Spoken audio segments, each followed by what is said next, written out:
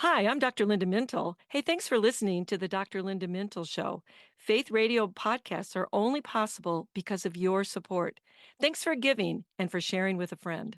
Doing life together, reaching out with hope, encouraging one another, each step along the road. You and I can make everything a little better, doing life together. Well, hi, everyone, and welcome to the Dr. Linda Mintle Show. I'm your host, Dr. Linda Mintle, the relationship doctor, and I'm here along with my co-host, the other Dr. Mintle, my husband, Norm. And every weekend, we are here and we are doing life together. And as always, we're so glad you've joined us. Hey, I've got a bone to pick. What's that? Well, we're getting into the full swing of holiday, We right? are. Ho, ho, ho. But it's been going on since August. At least at Costco. Costco right? had Christmas stuff up back in August. I know. It I was just- crazy. And it was so, it wasn't a ton.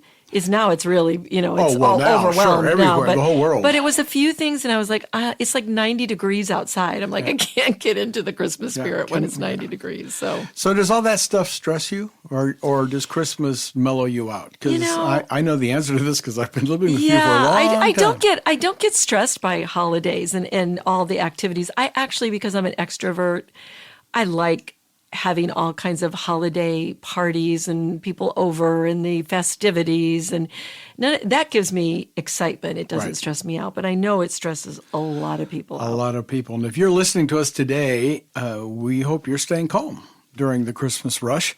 But we know there's so many things that can activate that S word, the stress, and keep us in a state of anxiety. Boy, there's an S word and an A word today, isn't there? Which we know doesn't do any of us any good. So, Dr. Linda, you have an anxiety workbook that's out. We've talked about it in the past, but I want to come back to it again now because help us learn to stay calm during these stressful periods. Your book's called Hope and Healing for Anxiety, and that first chapter really is all about this. It's about stress. Yeah, that's because anxiety and stress come from unmanaged and overwhelming stress. And a lot of people this time of year feel like that stress is overwhelming. There's just so much activity and so many things on their to-do list and so many factors with families and things that we're going to talk about during this season. So it's good to press pause and think about stress during the holiday season. According to that well-known song, Norm, this is supposed to be the most wonderful time of the year. But I think things happen to not make it so wonderful, and actually things can steal our joy. So all that good cheer, relaxation, celebration of Christ's birth that is supposed to be our focus of this season can really get lost when we feel stressed and anxious. I know, and I heard about a study that you saw recently about stress in the holidays that said Christmas can literally give you a heart attack. I know. This is wild. So the study's called the Merry Christmas Coronary. Oh, no. And Happy New Year Coronary Phenomena. Oh, so this goodness. is a real thing. This is why it caught my eye. So researchers looked at rates of death from ischemic heart disease in the LA area. So Oh. they were really focused on LA. And they saw an increase in deaths during November, December, and January. And then they noticed that, those deaths peaked at New Year's Day, and then they started to fall. So they started to think, I wonder if those death rates had anything to do with the emotional state of the holidays and the overindulgence during the holidays, maybe both. Maybe that the makes stress, sense. maybe Right. the overindulgence. Overdoing it, yeah. right. So they widened the study to the entire United States, and they observed 2 peak times for heart attacks. And one of them is Christmas, and the other one was New Year's Day. So I presume that overindulgence means eating and drinking because Yes. there's certainly a whole lot of high-fat, sugary sweets, and people seem to want to tip a bottle all the time during this holiday season. Yeah, and there's a lot of availability of candies and Right. snacks Oh, and everything. So everywhere. actually they did note in the study that friends tend to bring food gifts. Sure. People tend to gain weight during the holidays, consume more salt, and that can be stress on an already weakened heart. So, that doesn't help people. And the meals tend to be, as you mentioned, Norm, more fatty. And of course, as you said, a lot of people consume more alcohol. So Well, we want to we tell ourselves we can indulge because with all those fatty sweets and right. I mean, we're going, oh, it's Christmas. It's pie. I can eat all those cookies and I can eat right. that fudge. And problem is we eat a lot of that. So the takeaway here is that you have to moderate your eating and to avoid salt and excessive alcohol, right? If not, you're going to be putting a lot on your body and that's going to create some risk for you. And that's what the study was looking at, like risk factors. And why are we seeing this time of year? But you found other stressors, other factors, right, besides food and drink? Yeah, so they looked at it. If you widen this and you look at some of the other things that they noticed around the holiday times, they noticed that people take their medical symptoms. They might notice them or they might think, oh, something's wrong, but, it's the holidays. They ignore them. Yeah, I'm not going to do anything. I'm going to wait. So the message here is do not delay if you have cardiac symptoms, especially just because it's a holiday. So pay attention to how you're feeling and then address that. And then in hospitals, it's interesting because a lot of people, I do this every year, right? Take off during the holiday season. Sure, because you've accumulated the time off and you haven't used it yet. Right. And a lot of times what we have to do in hospitals is we have to rotate our holidays. So you might have that holiday off. You might have Christmas off. You might have Thanksgiving, New Year's, whatever it is. And during that time, then it means there are more strangers in the clinics and the hospitals and your practices that are filling in, and they don't know your health history very well, and they may not be as good as recognizing, or you may not talk to them because you're thinking, oh, my doctor's on vacation. I'm not going to talk to them now. I'll just wait again. So that's another factor that you have a lot of people taking off this time of year. So I've got a weird one. How about in the north where we do wood-burning fireplaces? Is that part of this, do you think? Is it possible? It is because a lot of our listeners are in the Minneapolis and northern areas. The whole northern tier of the U.S., right? Yeah, and wood-burning fireplaces can release toxic material into the air. Sorry. Oops. Air pollutants that are circulated and associated with some cardiac events. And actually, for some people, an increase in blood pressure, the flu, upper respiratory infections. So while we love the smell of that wood-burning, fireplace, a lot of inhaling of that can, especially if you have a pre-existing condition and you're more prone to things, that can be a problem. So I grew up in the tropics and we didn't have winter like There you you did go. in Michigan, but you wanted to get out of the cold. What about cold weather? Your mom always used to say, cover up that baby's ears. He's going to catch his death of cold. We said it doesn't have anything to do with cold air. I know, does but no, but that's not, it's virus based, right? Okay. But here's the thing about the colder weather. You have to do things in the cold weather. So you have to go out and you have to scrape your car. Oh, you have to right. shovel the snow. Worse. Yeah. You have to do all of that. And so people are not in great shape typically.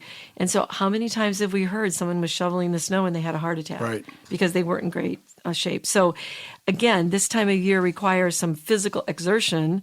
And if you have heart problems, that can be a problem.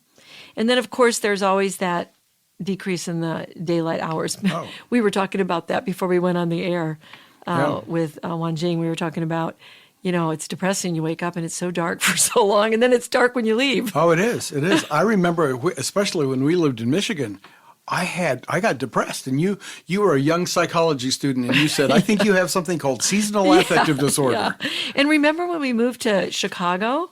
Yeah. And our kids would get out of school. They'd have some little bit of after school stuff, and they'd get out like 4:30. It was dark. Right. So they go to school in the dark. They came home in the dark, so it couldn't be outside to play. And all of that is a concern about that seasonal affective depression that fits so many people. And that's why the North and places like on the coast, West Coast, where they have a lot of rain and they don't get sun, people get in a negative mood, and that isn't good for people. It's not good for our brains. And here's a little interesting tidbit I found.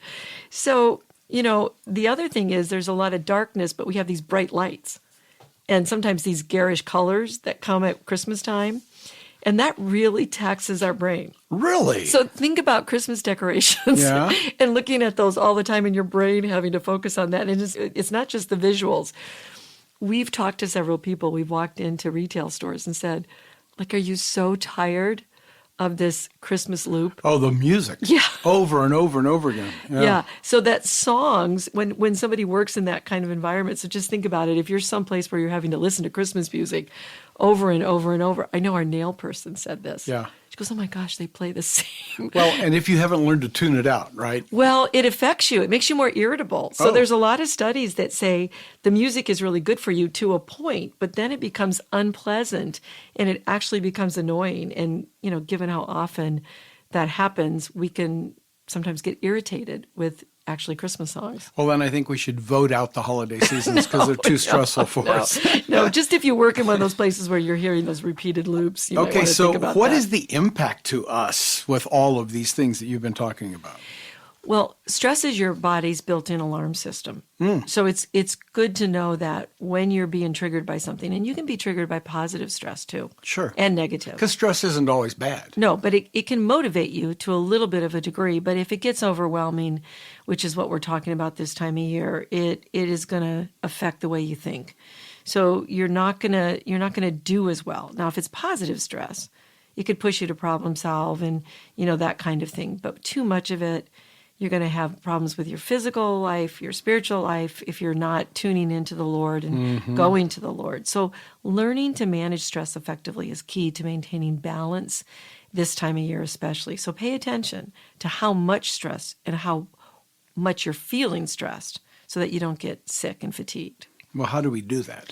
Help Well, us. in the workbook, I have people list their short-term. That would be the workbook called Hope and Healing thank you. for Anxiety. Thank you. My newer workbook, yes, the newest thing I've written. And so we talk about just listing your short-term stress. And then on top of that, like what's unique about this time of year, the holidays. But then on top of that, do you have chronic stress that continues? Like, are you dealing with a terminal illness? Are you having to take care of your elderly parents? Are your kids, are they being stressed out by something, maybe being bullied at school or something? Whatever it is, list the long term, and then on top of the long term, put the short term stresses on that. So literally write them out. Yeah, so you can visually see how much stress. Okay. And Okay. then what you can do is you can start going, okay, how am I reacting to that? Okay. So start with your body. Are you breathing fast? Are your heartbeat racing? Are you having racing thoughts? Are you irritable? Are you angry? Because angry is a sign of stress often. Do you feel lonely? Do you feel isolated? And then sometimes people even get symptoms of feeling dizzy and pain and all kinds of things. So you have to think about it. Are any of these things happening to me? All right. And if they are, what do we do about that? What about the behaviors that come from us feeling stressed? Well, I think you have to dig a little bit deeper and say, do I withdraw from people? Do I eat or drink too much or too little? Do I snap at loved ones? And then what do I do spiritually? Do I pray? Do I read my Bible? Do I go to church? Do I stay connected in my small group? Am I enlisted in too many things that are making me feel overwhelmed? And then, when does this happen during the day? When does it not happen? What are the issues that are involved in this stress? And once you identify that, then you can do a few simple things. And that's what we're really going to focus on is how do I calm down my body? And how do I calm down my mind? Let's focus on that right after this break. Stay with us. Hi, I'm Dr. Linda Mintle of the Dr. Linda Mintle Show. And I'm Dr. James Cribbs, and we co-authored a book, Living Beyond Pain. If you're one of the 100 million people suffering from chronic pain, this is a book for you. Living Beyond Pain, in stores now. Welcome back to the Dr. Linda Mintle Show. This is a quick reminder that you can follow her on her social media platforms, X and Instagram, at Dr. Linda Mintle, at Dr. Linda Mintle, and on Facebook at Dr. Linda Mintle, author and speaker. You can go to her website, drlindamintle.com, and it's there that you'll find her books and her blogs. You can listen to our podcast anywhere you want, at any time, on your favorite podcast platform. And by the way, speaking of her books, the newest one, Hope and Healing for Anxiety, has been out for a couple months. People are going gaga raving about it only because it's so practical and it's so helpful for people. Yeah, and it got released before the holidays, which was great. And I didn't know how well people would receive it, but I spoke at a conference and they had brought 500 copies of the book and it sold out right away. Right away. So I think that tells me there's a lot of people who want some help with anxiety. And it's nothing to be ashamed of. We all have anxiety. Right. We all get stressed. And especially this time of year, we were talking, Norm, a little bit about thinking about what are the unique stresses about Christmas, but then how do those play with all the regular stress that you have in your life? So, if you're really struggling with your mood this time of year, if you're feeling really lonely this time of year, if you're feeling like, I've got so much to take care of, I've got elderly parents, I've got young kids, I've got so many issues here. We're trying to plan family stuff, and we're going to do a show on families. And you just feel overwhelmed by this. There's no stigma on you to say, I need to slow down, I need to stop, I need to work through this workbook and get some tools in my tool belt that I can use. We'll talk about a few of these right now, and make sure that I'm staying calm. But the beauty is the way you wrote this. You wrote it as what you call a workbook. What does that mean? Well, it means that you're actually working through your own ideas based on the things that I'm giving you a little bit of, here's what's important, here's what you need to know. Now, how does that apply to your life? Oh, nice. So you're applying it to your life and you're working through it, and then you're choosing helps from the book on, okay, what would I do for this? I would use this strategy. Oh, my anxiety is a lot in my worried thoughts, then I need to do this versus this. So it's real application there. It's practical. Yeah. It's applied. Which is what people are saying on the reviews. Right. It's very That's practical. what they're saying. Right. Yeah. Okay. Yeah. So let's get into how we can stay calm during this Christmas time, New Year's Day rush that's on us. I like your idea of a thermometer as an example to measure our calm. Tell me about that a little bit. Yeah, we talked about this in another show, but it's just a really easy way to take a moment during your day and pause and say, where am I on the stress scale? And use the idea of it's a thermometer with 3 zones. So it's like the green zone, right? That's where I'm calm, I'm in control, I'm balanced. That's where we all want to be. Now, we're not always in that zone, but we want to be in that zone. So maybe we should take our temperature during non-crazy times so that we know what that feels like. Yeah, or just remind ourselves when I feel calm, I'm like this. Oh, I feel good. Yeah, and I'm doing these things. So, for instance, I always feel better when I start my day with a Bible reading. I just feel better when I do that. And when I don't do it, I don't. So that puts me a little bit in the yellow zone when I don't. And those are when the signs of stress start to appear. So we get some mild worry. We start to feel some tension. Something happened today and I had a kind of moment and I was feeling anxious and I started just thinking about what I needed to do because of what I know to do based on the strategies in the book. And then, of course, where we don't want to be, and this is where the concern is that we were talking about in the first part of our show where we were saying, there's a lot of heart attacks this time of year, a lot of physical problems for people because of the stress. And so what we don't want to be is in the red zone where we feel overwhelmed, we feel really anxious. But we need to be intentional, I think I hear you saying, to take our own temperature. Yeah, see, what zone am I in? Right. And if I'm in the yellow or red zone, then you're going to have to do something to calm your body. So let's just talk about a very simple strategy. And we say it all the time, but people just don't do it. And that is when you're really feeling overwhelmed, just take a deep breath. Right. And if you do some intentional breathing, if you do 4 breaths in and 8 breaths out, or if you do 4 in and 4 out, that's called square breathing. It's not weird. It's just breathing intentionally to calm down the alarm system in your body and bring in the relaxation system. So they're always working together. So when you're in a state of tension, you have to do something to calm yourself. And then once you do calming exercises, you can't stay in that tense state. Because physiologically you're calming. Calming yourself. Yeah, and breathing does that really, really well. Another thing I think in the holidays you can do is when you're starting to feel really overwhelmed, just step away from the situation. Take a break. A short break, but Yeah. It's like an adult timeout. I like that. I need a moment. I Right. need to, and regain your composure. And then what I would do, and this is what I did today when I had that moment, I just took some deep breaths and I started to pray. I was like, okay, Lord, I trust you. You're in this. You say to cast our cares on you. I'm trusting you to be faithful in this situation. I'm going to give those things to you. Good. And then really helps you to move your body. So even when you're feeling that way, just start walking or light stretching or just moving a part of your body, because that physical movement also helps calm your body down. Get out of your chair and get some motion. Yeah. Okay. I really like that section in the book, especially when you're talking about thinking about your support network. Yeah. In addition to these ideas, we've done so many programs on the importance of community and having support. They help us with our stress and anxiety. How do we assess our support? Well, a great way to do it is just make a list. and say, okay, who are my people and my resources that I can turn to when I'm stressed? Now, we'll talk about you have to turn to them. You have to be able to use them. Right. But really just make a list. On one piece of paper, write friends. And then, who do I have close friends, casual acquaintances? Do I have supportive people in my life? So do I have friends that are casual versus intimate or intimate versus casual? Very trustworthy people. Yeah. Right. Do I have family members Right. that are supportive? So not everybody has supportive family members. But are there parents? Are there siblings? Is there a cousin or a niece or nephew or some extended family? A lot of people, turn to their grandparents and say, my grandparents are really great in those situations. Right. And then there's nothing wrong with saying, do I need a professional support? Do I need some kind of a coach or a counselor or a therapist or a doctor or a mentor, somebody that can coach me through this time?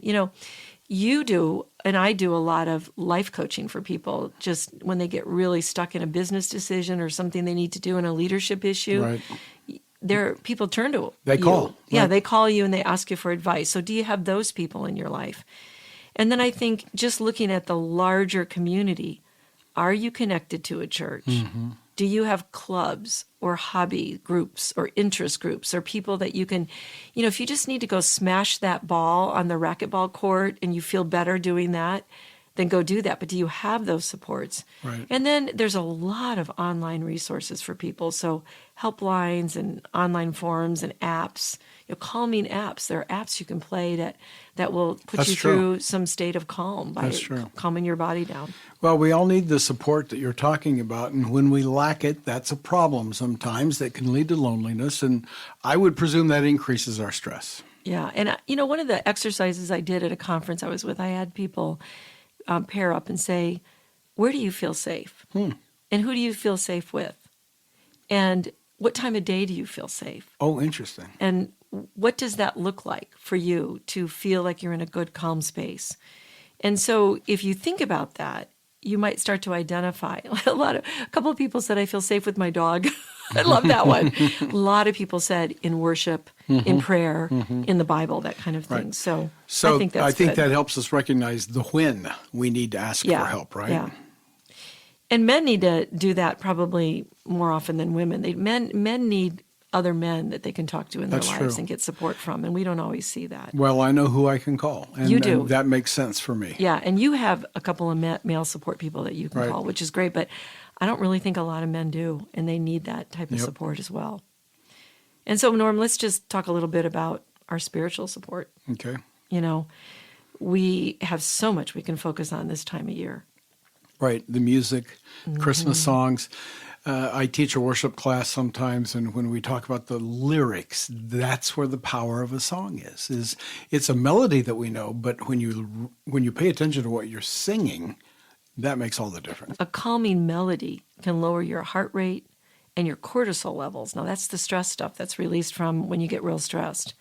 It can distract your brain from stress. It can bring you into the present. It can be used to let you fall asleep. So a beautiful song like Come, O Come, Emmanuel can bring you into a state of calm. So I think, of course, we're going to tell all of you to focus on the Christmas story and to make sure that you're really focusing on the beauty, the joy of the season, the announcement of Christ's birth and the angels and all the singing and all of the things that are so important this time of year. I mean, if we just think about unto us a child is born. Right. We think about that scripture, a son is given to us, and he will be called Wonderful, Counselor, Mighty God, Everlasting Father, Prince of Peace. He is our Prince of Peace. Peace. And that's what we're talking There it about. We're is. talking about stress. So this holiday season, spend time reflecting on what matters most. Hey, light came into the darkness to bring us peace. Give to others as a response to God giving his son to you. That's going to bring you a sense of calm as well. Giving of your time, talent, money to help others will lift your spirit. It will keep you centered. You control what you focus on. And if you focus on the Christmas story and the gift that God has given us this year, it's going to be a good thing. Good. Don't allow this season to go from merry to unmerry, as the true meaning of this time should cause us all to rejoice. Find your calm in the Christmas rush. Nice. Well, that's all the time we have today. Many thanks to my co-host Norm Mintel, who makes the show a conversation, and our technical producer Wan Jing Pu, and our editor Katie Sims Wilson. From all of us here at Faith Radio, Merry Christmas, and talk to you next weekend. In the meantime, remember, we're doing life together, and it's better when you don't have to do it alone. Doing life together. Hey, thanks for listening to this conversation from the Dr. Linda Mintel Show. These conversations are available because of your support. Become a supporter now at myfaithradio.com. Please subscribe to the podcast so you don't miss any episodes, and share it with friends so we can live life to the fullest, walk confidently, and find healing and hope. But of all the considerable amount of things that grated Scrooge to his very core, would recoil him at every thought, note, or reminder, was his deep-seated, unadulterated, pure, and utter disdain for Christmas. Merry Christmas, sir. Merry Christmas, sir. Bah! Humbug. Jacob Marley? You will be visited by 3 spirits on this very eve. One of the past, one of the present, and of the future. Perhaps I could take them all at once and have it done with. Jacob! Jacob! Help me! It was just a dream. Scrooge, A Christmas Carol. Wherever you hear podcasts.